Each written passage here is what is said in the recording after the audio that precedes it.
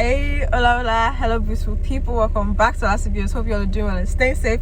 You all, today is kind of bittersweet. I mean, the whole day is good, but I'm doing something interesting today whereby I have to return my internship laptop. And you all remember a video I made. If you haven't seen it, I'll leave it here as well, you can watch it later, about my internship update this summer, how I had a good time doing it, how it was very, very rewarding. It felt like I was appreciated. I felt like it wasn't too big of a company for me not to feel relevant. I just felt like I was making impact, and they also loved me and they loved my work. So it was really a good time, honestly. And yeah, so I'm going over to the post office to return my laptop. So I had an office laptop for the duration of my internship, but now I'm gonna have to return it. And it's been a few days now. I was supposed to return it a few days ago, not like it was past the deadline or anything, but I was just like, well, I just want to kind of reminisce, hold on with it for now. If you all are standing by on here for the first time today, go ahead and subscribe. Maybe I'll take you along on my FedEx trip. Subscribe, come back for more and everything. But yeah, also just like an internship update. If you're an international student, if you're not, I'm sure you know that sometimes with opportunities that you have, sometimes you have internships as an international student, sometimes you have full-time positions, but usually full-time positions come after graduation, right? And as you all know, I'm still doing my master's. I'm on path to graduate soon, but I'm not really sure about it yet because I'm on an accelerated path kind of thing. But when I do graduate, of course, I would like to find an opportunity whereby I can be with the company or at least work for them for like a year or 2 years. And with the international student process, you have like a year after graduation with OPT.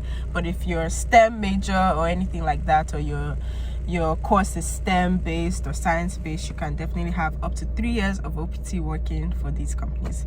So for me, it's just like I have some decisions to make. But also, for example, being that I worked with this specific company, I actually wanted to tell them to keep me as an intern for the duration of this new semester, right? Even though my internship was summer and I already finished it successfully, but I thought maybe they can keep me for the duration of this new semester, and then maybe in January I'll just continue with them full-time. If another issue with international students is, especially if you want to kind of be sponsored by a company, maybe you want to have permanent residence in the United States, or you just want to have some extra benefits, it's definitely nice to have companies that will sponsor you. But my present company, they really loved me, but they didn't have allotted space for an intern to continue more than the summer that they already allocated. So I was their summer intern, but they didn't have provisions for summer to continue this full semester. So they had to say, I had to just end it the way that I was supposed to end it normally in the summer. And then they planned that, by the time I graduate, I can potentially continue with them because they do love me. I really do like them as well. But yeah, that's another thing, just being able to make those decisions, where you want to stay, if you want to stay with the company or not. But definitely I would have liked to stay with them, but they didn't just have those provisions for me to stay right now, in this new semester. So yeah, you all can let me know, have you had an intern opportunity as an international student? Are you in the US studying? Are you planning to have with a company that sponsors you? So one of my next steps now is to potentially keep my present company in mind for like this month is August, September, October, November, December, for like the next 5 months, keep them in mind, so that by the time I graduate, maybe potentially I can be with them. But then another thing that would be good for me to do and for you to do if you're an international student is seek out other opportunities, just in case you need to have maybe other plans. And it's not bad, it doesn't mean that you don't like the current company that you're working for or anything, but it's good to expand your options because you don't know where you'll be, you don't know the new opportunities that will come up, you don't know the new things that you have to do. So yeah, I just wanted to brief in with you guys on that. What other tips can I give you? As an international student working with any company, you have to do what is required and then do more. And that is something that the book Compound Effect also taught me. You have to kind of go above and beyond of what people expect, especially when it's something that really matters to you. If it's if you want to stay with them long term, you want them to sponsor your permanent residence, want them to sponsor your new visa, want them to sponsor your stay in the US for a certain period, and whatever comes after that, you have to make sure that you really do impress them. Because normally citizens of here in the US and maybe other countries, they're already used to, they could either stay with that company normally or they could move on to something. But you as an international student, it will require more even for immigration to allow a company to sponsor you. So you have to be willing to put in that extra work, putting that extra thing to show them that, okay, you are ready to stay and you're ready to, not even that you're ready to stay, but putting that extra to show them that you really bring a lot of value to that company, and then they'll keep you long term. So those are one of the words of international students. And yeah, let me know, guys, if you're an international, let me know if that's also something on your mind, maybe when you graduate or even while you're still in school, internships or getting opportunities whereby you're not just interning with them, but you're going to stay with them full time for sure, meaning that it's not just short term, you plan on being with them long term. It really helps to know those things from the beginning also, so that you won't have to finish one opportunity and then not know what's next.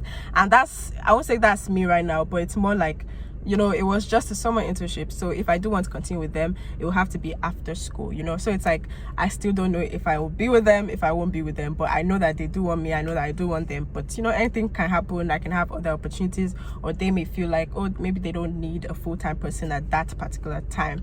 So this was just a stopping by video with you, or just to give you that is it pep talk, I don't know what to call it, but kind of an internship update, the end to my internship. They gave me great feedback also on how I performed. They were like, oh, Ola did so well with her project, with everything she had to do. She made sure that it was done, she asked for help, all those kind of things. So I really appreciated that. But definitely, if I should give you all a tip, in every internship that you do or any opportunity, try to go above and beyond of what's expected, so that they will have no reason to even if you have to go, they'll be like, no, but what if maybe come to this other department. They'll really want you to stay. So that's the tip I had. I know that I did do, I don't know if I should say my best. I did do very well in my current internship, but I'm sure there are many ways I could have improved as well. Maybe later, maybe they'll keep me, maybe they won't, I don't know. But yeah, just an internship update with you all, chat with you all. I hope you take something from this video as well. Give a like also if you're taking something from it. If I remember anything after I finish this video, I'll definitely add on. But yeah, let's go over to FedEx and let's go and return my computer. Okay, it'll just be, maybe I'll just run through it, so this video won't be too long, but it'll just be like a quick fast-paced vlog, and then we'll finish. But if I don't see y'all again after that, I hope that you come back for more. I hope you learned something. Let me know in the comments what you think, how it's been with your opportunities. Also been, if your opportunity is remote or not remote, you find that they'll send you laptop, they'll send you kind of resources to use while at home, or they'll just send you other things with the company that can be helpful for you while you move around doing your work, or you come to the office or anything like that.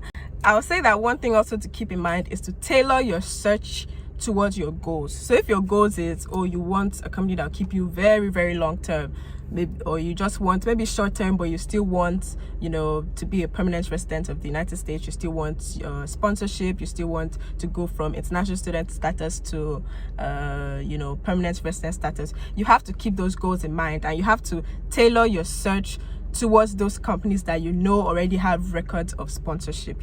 Sometimes when you find certain opportunities, you're just not, it's like you're in the unknown. You don't know if they've sponsored in the past, or they've not sponsored, or they've not had experience with international students. So it may just be a bit harder, whereby from the beginning with your searches, you could have searched if this company was a bit friendly with international students, if not just, it's not really about friendly, but if they would like to have international students, if they've sponsored people in the past, if they've processed visas for people in the past, the E2, the E3. Maybe we'll go in detail about that another day, but you all definitely come by so we can go in detail about that. The different EB5 is an investor visa, then there's EB2, EB1, EB2, EB3. That's more like employer sponsorship for you to get a green card. So tailor your searches towards the jobs that they've had records of sponsorship. Maybe I'll list of links also below in the description of certain websites that I know that give you an overview of companies that usually sponsor, how many they've sponsored, what course or what majors they're sponsoring, what fields they're sponsoring.